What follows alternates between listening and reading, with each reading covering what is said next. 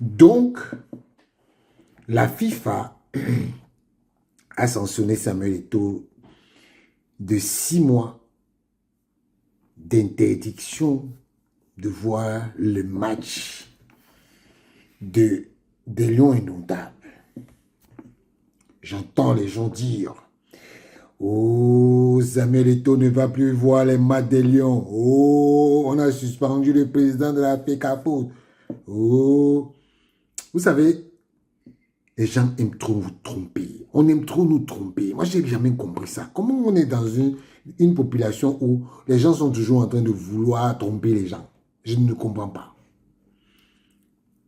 Selon le code disciplinaire de la FIFA, toute personne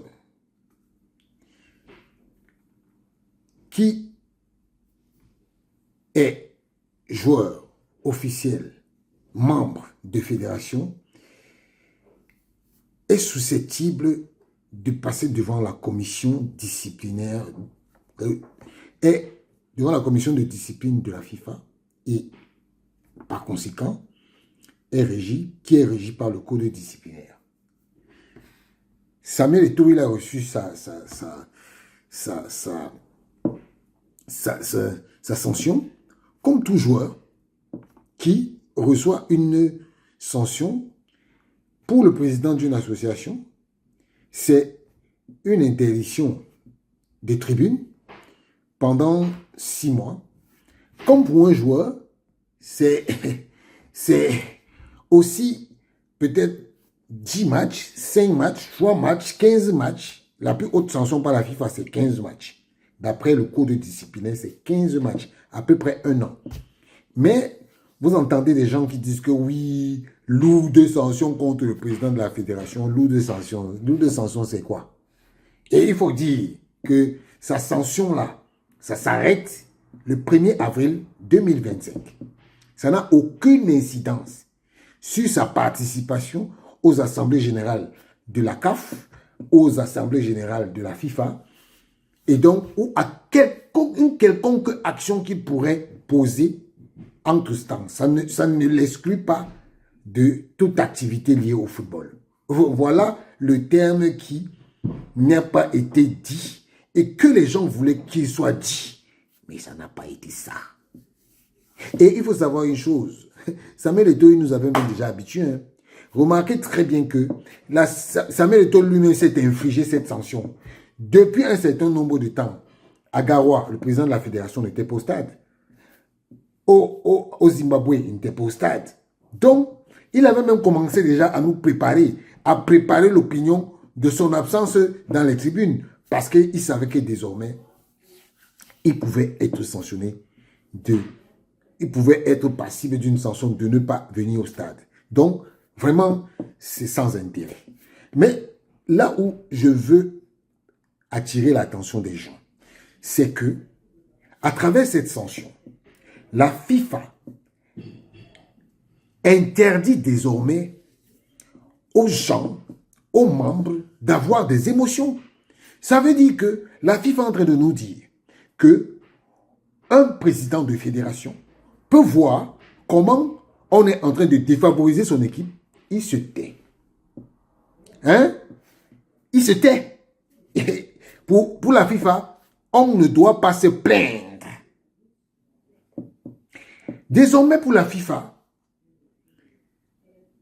elle vous interdit de vous exprimer librement sur les faits qui sont reprochés aux arbitres. Donc, pour la FIFA, tous les arbitres sont des rois.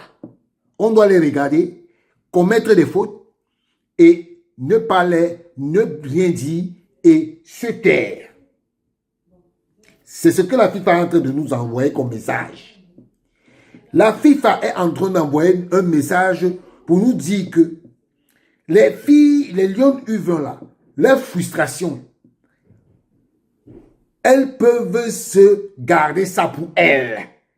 Et elles ne doivent pas s'offusquer parce que seule la FIFA est maître du jeu. On ne doit rien dire. on doit être quiet.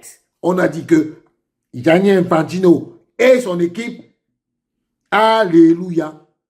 C'est ce que la FIFA veut nous dire. Et l'autre message que la FIFA envoie à ses enfants, c'est que vous pouvez tricher, on peut tricher devant la face du monde sans être sanctionné.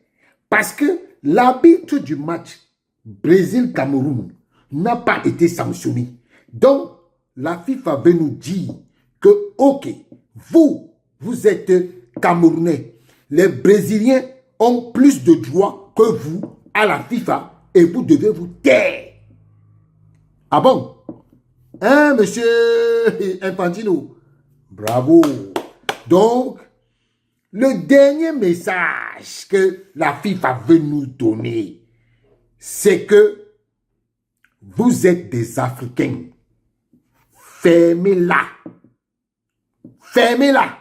Voilà le message que la FIFA veut nous envoyer. Et vous savez, pour envoyer un message comme ça, il n'y a pas plus grand message que la sanction d'un président pour 6 mois. Il n'y a pas plus grand. Il n'y a pas plus grand message. Parce que ça là, ça veut tout dire. Ça veut tout dire. Mais maintenant, moi j'ai quelque chose à dire à M. Infantino et son équipe.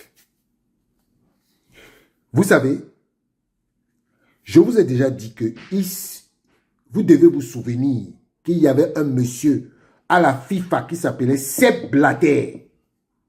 Sepp Blatter. Aujourd'hui, personne ne parle de lui. Personne. Et je suis sûr que là où Sepp Blatter est là, il a des choses. Il a des choses à dire. Mais qui va lui donner la parole? Personne. Gianni Infantino, il faut regarder l'exemple de Sepp Blatter pour comprendre comment tu seras traité plus tard. Vous allez payer les conséquences de ces actes que vous venez de poser. Je suis désolé, hein, mais l'Afrique ne va pas se laisser manipuler par ce genre de message. Vous voulez freiner Samuel Eto'o? Samuel Eto'o est comme le vent. On ne freine pas la vitesse du vent. Si vous ne comprenez pas ce que je dis, vous allez comprendre. Samuel Eto'o est comme le vent. On ne freine pas la vitesse du vent. Que vous tous qui ne voulez pas comprendre, vous allez comprendre. Ciao.